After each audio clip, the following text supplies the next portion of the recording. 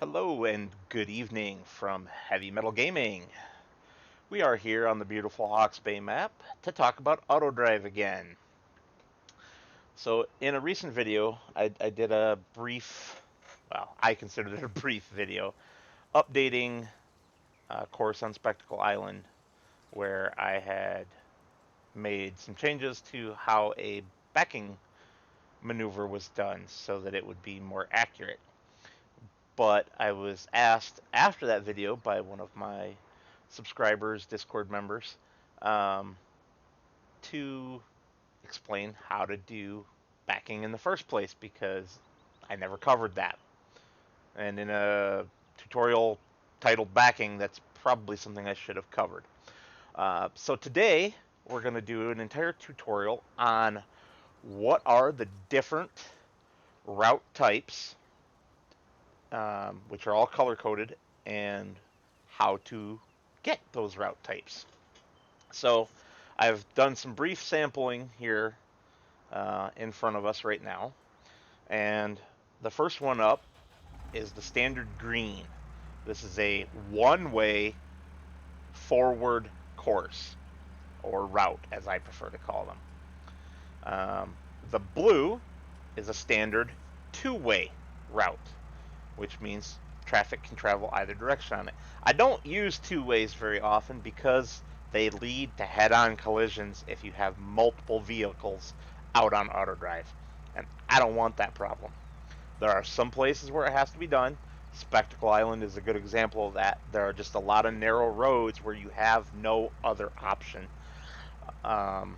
So that's what I do with those. But something that's new as of a few versions of AutoDrive ago is secondary routes. So those are standard routes. These here are secondary routes. The orange here, it's really more of a tan to me, but it depends on exactly what angle you get onto it. But the brighter orange between these 2 points here is a one-way secondary route, and the darker orange brown, it looks more brown to me, is a two-way secondary route. Now you're probably thinking, well, wait a minute, he was talking about reverse routes at the start of this. Where are they? In my little sample, I didn't set up any reversing. I just drove forward and kept changing through the different route modes. And we're basically going to replicate that, but with reversing. I have not experimented with reversing with anything but the standard forward route. So we're going to do this together and learn together because I like it that way. So we're going to set up here, and to start a standard one-way route, all you have to do is left-click the record button. That sets your initial point, and we just drive forward. Okay, beautiful. So we've made a nice, pretty green route. Let's get one more point. There we go. Now, to go into a backing route from this, I'm going to offset a little bit here. Just a little bit. Oop. Put it in reverse first.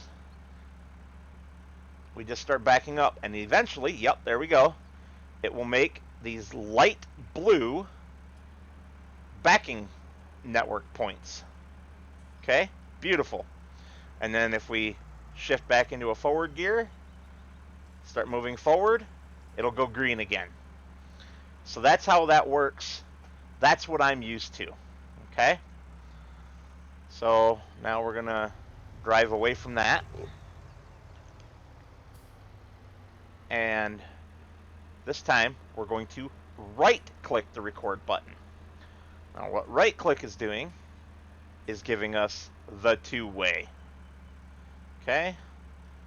So let's get ourselves another point here. And I'm not going to do anything except for put it in reverse. And I have never tried this with a two-way network, so I have no idea what happens.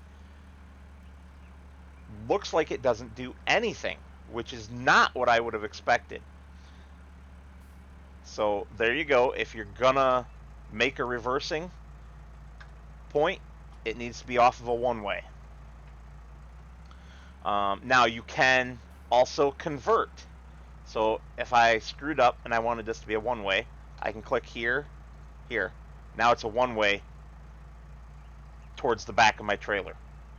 Okay? Because I'm taking away in the direction that I'm clicking. I can take away in the other direction too, and that leaves nothing. But if I go from here back to here, yep, see? So that's how you can do that. Alright. Another thing that's important to know is that you can delete points by holding down Alt and left clicking on those points. Just like you can hold down Control and click. Now, I have not tested whether you can hold down Control and right click to get a two-way point. No, it does not look like you can. I wonder if you can do Control. Yes, you can do Control with Shift to get a secondary route. So, all good things to know. So now we're going to spin around. Okay. And get my mouse back. And we're going to do Shift left click. And that gets us secondary one-ways. Okay. Now, I've never backed off of one of these because I've yet to make, other than for testing, to make any of these. So put it in reverse, start backing up. And it looks like these do not do anything either. There are no reverse secondary routes. So I'm going to disable that and quickly spin over here onto a new line. Now I'm going to do Shift right click, which will be the two-way secondary routes. And you can see the icon up here on the HUD is definitely brown. And I'm going to guess, because it makes logical sense, that there shouldn't be any reversing off of this either. So you can only create reverse routes off of a standard single direction route, which kind of makes sense, but I would have liked to have seen it off of a secondary route as well. But I think I can get why they did it. Now, you can connect, for obvious reasons, because you have to, the different routes together. So if I were to spin over here and now start a standard route, you notice that first point it jumped in as secondary, but then from there on it went standard.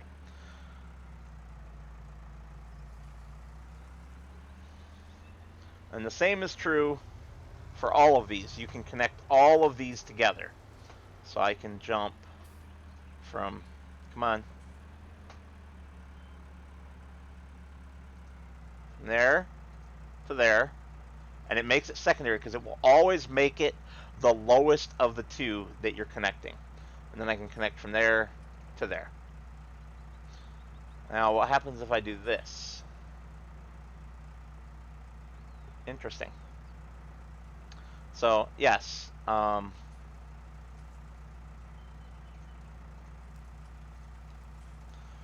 because this point that I have highlighted in dark blue right now was already a standard point, it remembers that it was a standard point.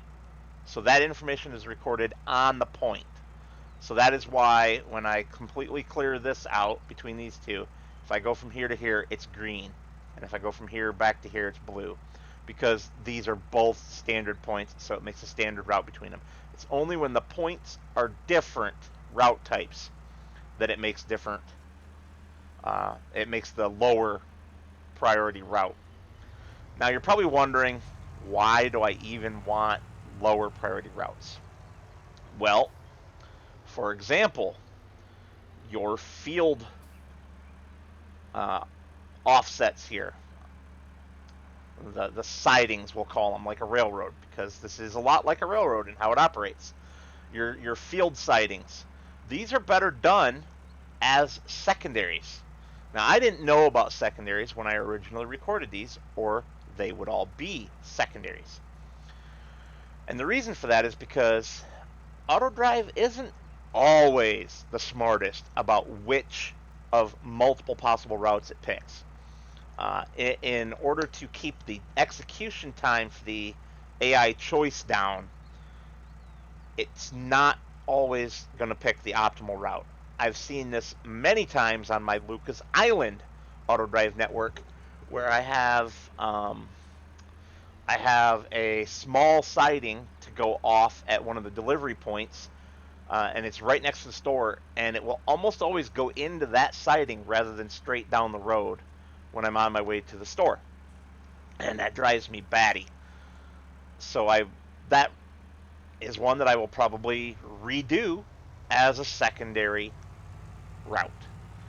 Now, I think, if I recall correctly, and I wish I would have remembered to pull up the documentation before starting to record this episode so that I could reread it, but if I recall correctly from memory, it will only take the secondary route under two conditions. One, it's the only way to reach the point. Or two, the primary, the standard route way to get to that point is 20 times or more longer. Then it'll go down the secondary. So that definitely prioritizes standard routes.